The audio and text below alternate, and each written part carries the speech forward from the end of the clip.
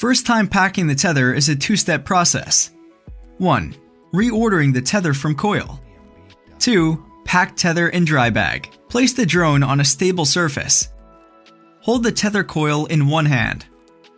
Grab the end connected to your drone and start guiding the tether out of the coil onto the ground. When the tether is uncoiled, you should be left with the surface unit connector on top of your pile. Put the surface unit end of the tether into the bag. Insert it into the hole in the mesh pocket and pull it out. Start packing the bag with the tether. To avoid tangle on the tether, pack it 1 meter at a time. When repacking the tether, remember to pack it gradually, 1 meter at a time to avoid tangle.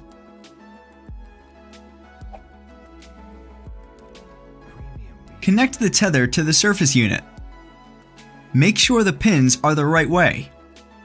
Lock the tether to the surface unit by tightening the metal screw on the connector. Turn the surface unit on. The lights should be green. On your mobile device, go to Wi-Fi settings.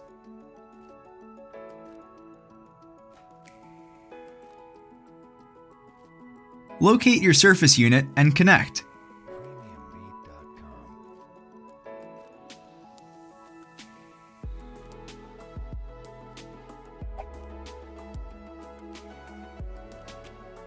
Turn on the controller by pressing the on button until lights blink.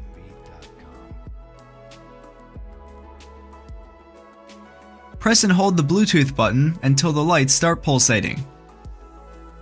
Now, go to Bluetooth settings on your mobile device and select the controller. If you do not find the controller or are unable to connect, restart controller and turn Bluetooth on/off.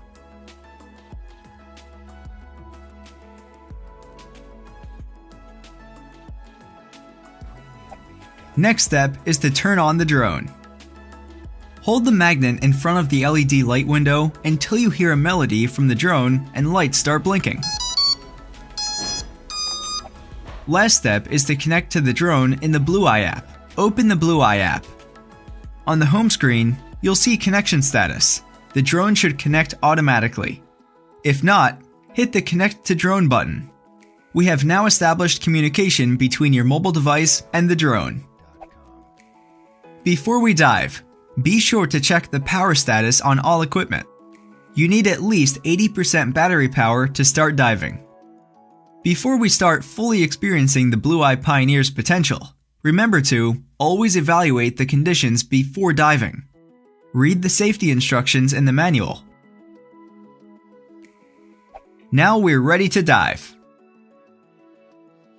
Lower the drone slowly into the water by the tether, handle, or using a boat hook. We do not recommend throwing the drone into the water, as it may very well hit something you don't see below the surface. Get familiar with the drone in calm waters first. Play around in the surface where the drone is still visible. Practice makes perfect.